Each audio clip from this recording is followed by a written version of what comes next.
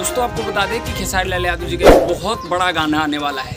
आपको बता दें कि ये गाना ज़बरदस्त तरीके से शूट गया है और काफ़ी ज़्यादा ये गाना बवाल मचाने वाला है। जैसे कि आम का सवाद अभी तक नंबर 1 ट्रेंडिंग में म्यूजिक सेक्शन में चल रहा है। खेसारी लाल यादव जी के कई सारे गाने जो है ट्रेंडिंग में चल रहे हैं और एक और बवाल सॉन्ग आ रहा है खेसारी लाल यादव जी का। और सबसे पहला सावन सॉन्ग भी उनका रिलीज़ होगा बहुत ही जल्दी। शूटिंग हो चुका है और उनका सावन का जो गाना है सबसे पहले रिलीज़ किया जाएगा। और आपको बता दें कि सबसे पहला झलक देखने को मिलेगा आप सभी को। वो गाना शूटिंग हो चुका है और जल्दी आप सभी के बीच में देखने को मिलेगा। अखिलेश कश्यप जी का पोस्ट आप लोग फेसबुक पे जाके देख सकते हैं, जिसने बताया था कि सावन का पहला झलक आप सभी को देखने को मिलेगा। तो बहुत ही जल्दी आने वाला है गाना, आप लोग रेडी रहिए, क्योंकि उनका जब भी गाना आता है खेसारी लाल यादव जी का बवाल करता है।